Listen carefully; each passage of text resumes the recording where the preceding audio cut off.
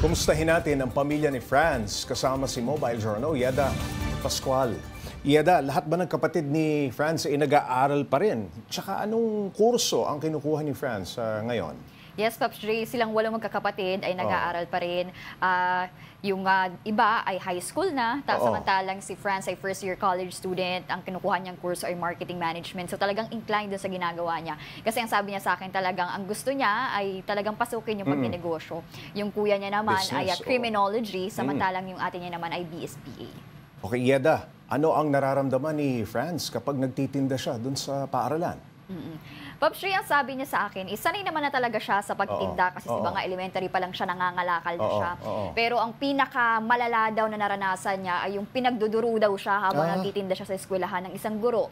Siguro daw inakala na wala silang permit na maglako nga sa eskwelahan. Pero ang sabi niya, meron naman. Pero hinayaan niya na lang daw, pinalipas niya, hindi niya isinumbong sa departamento nila kasi sabi niya, siguro naman kasi ma'am, lahat naman ng tao ay nagkakamali. Aba, anong dahilan? Bakit dinuduro itong si Franz habang nagtitinda? Nagbabanat lamang ng buto. Yes, siguro daw hindi alam ng teacher na may permit naman sila sa paglalako. Siguro medyo pinayagan ba sila parang special consideration sa kanyang pamilya? Yes, Pops Dre, matagal na daw talagang ginagawa yan sa eskwelahan nila. Sa maghapon, sapat naman ba ang kinikita ng magkakapatid?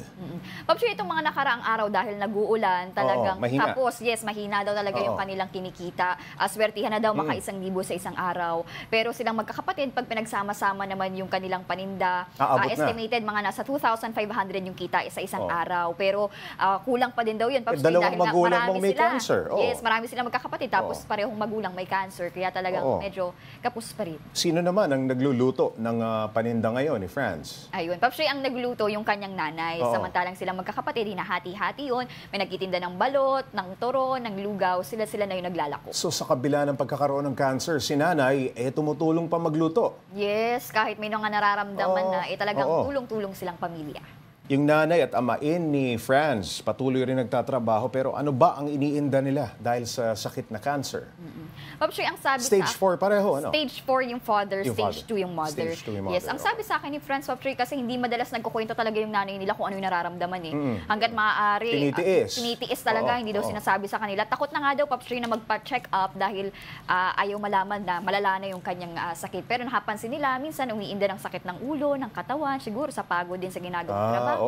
Pero kasi hindi na din daw umuwi doon madalas. Twice a month na lang ako umuwi sa kanila dahil talagang babad doon sa kanilang pwesto sa prutasan. Yeda, anong klaseng gamutan ang kinakailangan ng kanilang ina at nitong kanilang stepfather? Pops Dre, tuloy-tuloy na talagang monitoring yung kailangan nila. Actually, napakadugo, Pops Dre, ng gamutan. Kasi yung kanyang father pa lang, nasa 4,000 na daw yung maintenance. Pagkatapos, bone scan, nasa around 9,600. CT scan, 14,000. Chemotherapy, every 21 days, nagkakahalaga ng mga 12,000.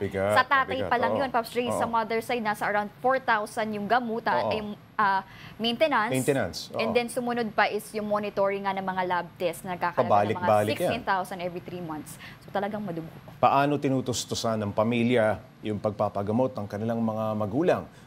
Base ba ito dun sa kanilang kinikita ng magkakapatid? Yes, Pops Dre, yun talaga yung kanilang pinagkukunan nung kanilang gastusin sa pag-aaral nila. Ang sabi nga sa akin, Pops Dre, talagang pinag-iigihan nila, pinagpupursigihan nilang magtrabaho dahil para mapag-aral nila yung sarili nila at at the same time, makatulong sila dun sa kanilang mga magulang. Alam mo, Pops Dre, sana nga talaga yung maraming tumulong dito sa mga magkakapatid na ito. Kasi kung makikita mo yung mga pictures na pinadala nila sa akin, naglalako sila hanggang gabi, dala-dali nila yung bag nila, pati doon sila sa ilaw nung street lights, pati sa mga gasolinahan, ay yung ginagamit nilang ilaw para gumawa sila ng assignment. So talagang hirap at sana nga maraming tumulong. Sana maraming tumulong. Maraming salamat, Mobile Journal, Yeda Pascual.